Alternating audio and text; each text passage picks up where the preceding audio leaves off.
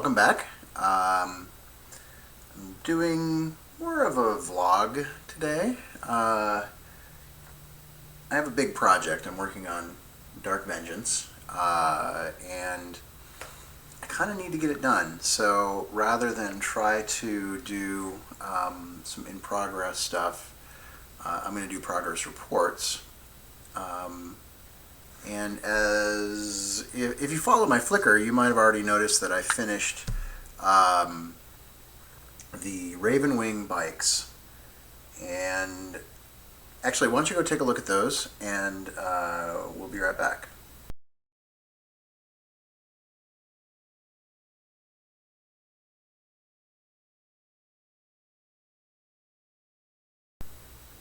Okay, so those were finished last week, and then I got started on what you're looking at here, which is the Hellbrute. Really, this is, for me, the thing I've been most looking forward to painting. And I should mention that this whole project, I'm attempting to come close to the colors from the set itself, so nothing really custom here until I get to one of the chosen, but I think I'll save that for when I get closer to doing that piece. So what we have here is I've started with a airbrush base coat of Mephiston Red, which I love. I think it's a great base red color. And you can see the darker red in here is just the airbrush over black. And then focus. And then I've been layering it on certain spots so far to get the brighter tones. And it's just the same color,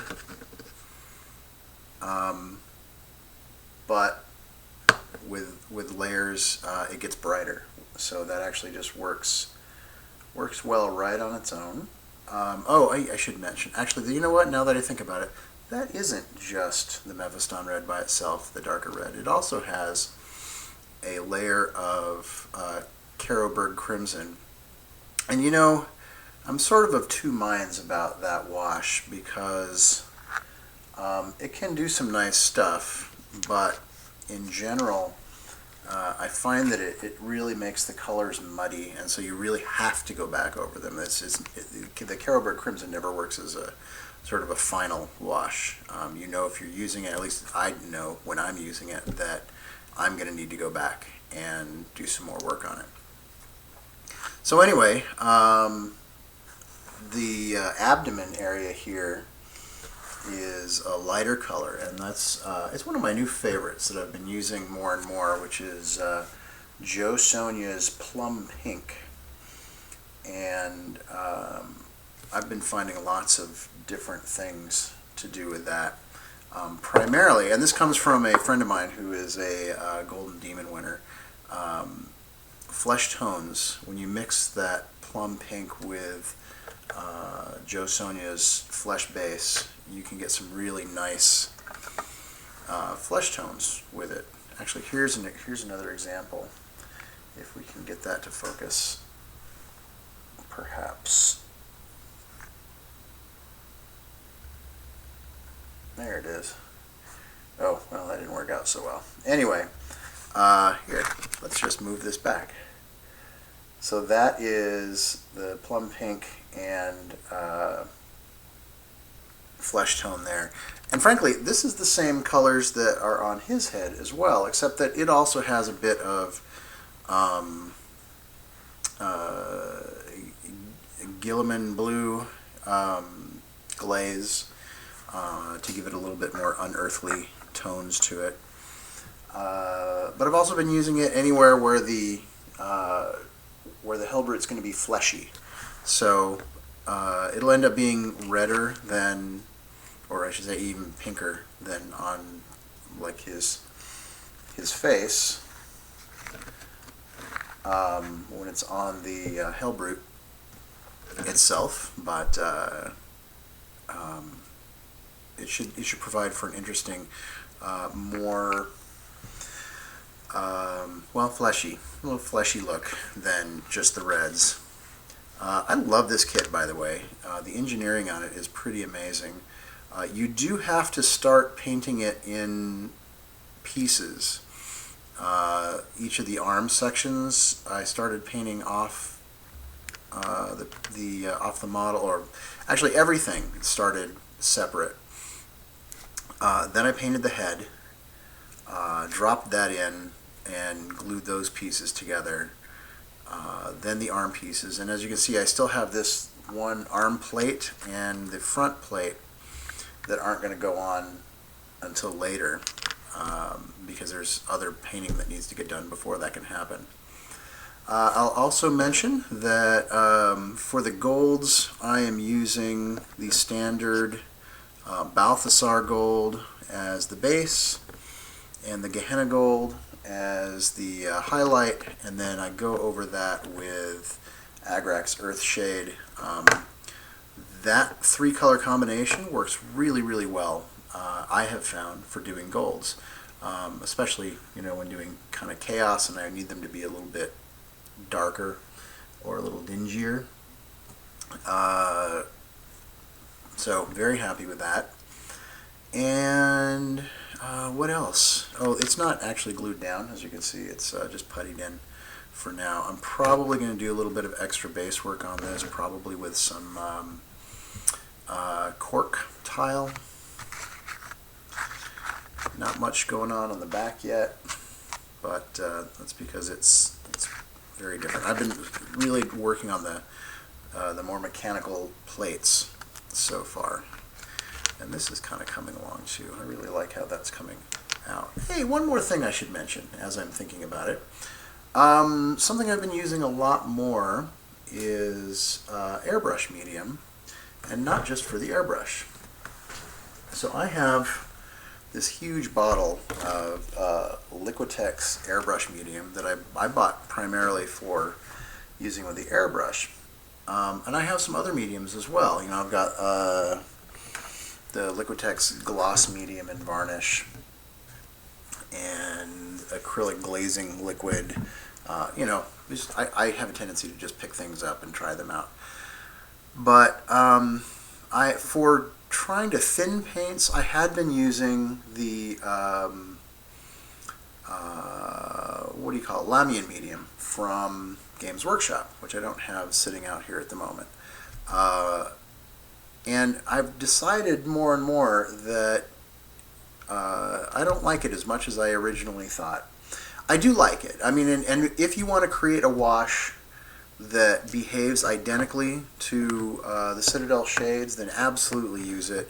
It mixes well with other paints. But what I was finding is when I was using it to thin paint to make it flow better, that I would run into problems down the road, because when you use it, if you use it on top of itself, it will re-wet itself. I've mentioned this in other videos, and what that means is that you can find yourself taking out your lower level of paint with your upper level of paint, because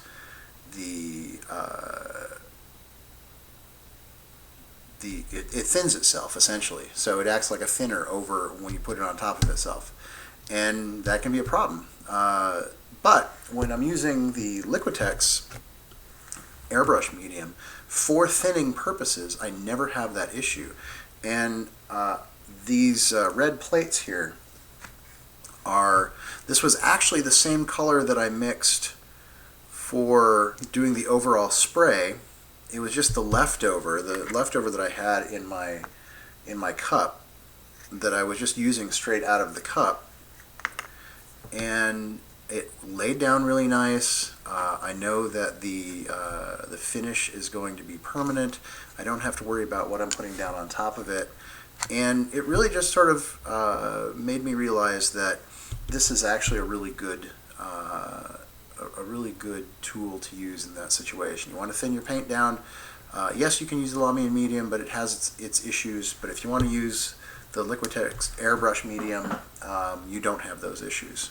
So that's it for now. I need to get back to work. Like I said, I got a lot of stuff to do, not enough time to do it, and not enough time to do in progress video. But I will come back and we'll talk more about what I've been doing, and you'll be able to see how it's coming, and perhaps I'll even be able to get this darn thing to focus.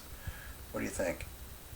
There you go. Alright, so I will talk to you in a bit. So as you can see, I've got a bunch of work done. I don't even know where to start. I mean, I've kind of gone over the whole thing to a certain extent. Primarily, let me see, building up the reds. And I'm pretty much done with the Mephiston red, and from here I will probably then go with the Evil Sunz Scarlet, which adds a touch of orange for a little bit of pop. You can see everything's assembled, and I got the blue in the eye areas, including on the hand, and that began life as Celestra Gray, which is kind of a nice super light gray with a touch of blue to it to begin with, and then I used the Gilliman blue glaze, and I just built it up a couple of times. So the gray, then the glaze, then the gray again, then the glaze again, to get where I am, so that there's some depth to the color, and it's, you know, kind of where I want it to be. The horns, I don't usually do dark colored horns, but that's how it looks in the game.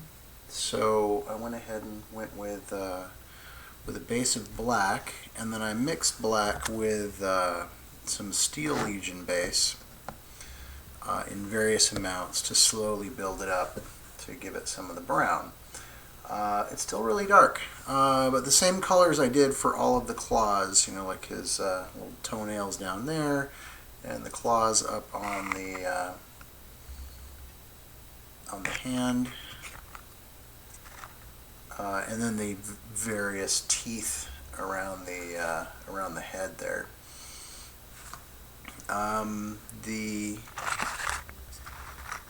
The pipes all got that plum pink I was showing you earlier, and then actually mixed up some sort of flesh color as a highlight to bring that out, and got some whatever that replacement for the lead belcher, lead belcher as a stand-in for the metal there. And also got that on the chain, which you can see hanging there. The little tentacle things that are spitting out of his side, that's the same color combo as on the eyes, but with, oh, you know what? I completely lied right there. Just completely lied. I didn't use the glaze. I used Drakenhof Nightshade, which is another blue, but it's like a blue-black instead of being a pure blue. So yeah, so it's that. It's not the blue glaze. Don't want to lie to you there. And there's just all sorts of little bits that you find yourself sort of going in and going, oh, I forgot that. Oh, look, I left that off. Oh, look, I got to do this. And yeah, slowly building it up. I gotta tell you, one of the things I really like about using, you know, cutting the paint with a lot of medium is the nice smooth finish that it gives the paint. I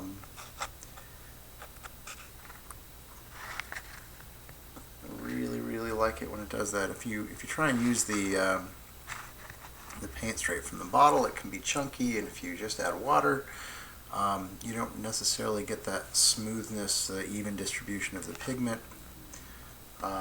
So yeah, very happy with medium. Happy medium. Yeah. Anyway, oh, the smokestacks, they kind of have an odd look to them on the on the box. And so what I decided to do was mix black with some of that plum pink in various amounts so that it looked like it's starting to get fleshy even though it's still black. I don't know if you can see it here, but that's what it is. So now I got to jump back in and I got to do some more work. Again, just sort of going over the whole thing, bringing colors up, and I think the primary work is going to be adding a bit of this Evil Sun Scarlet to get the red to pop just a bit more.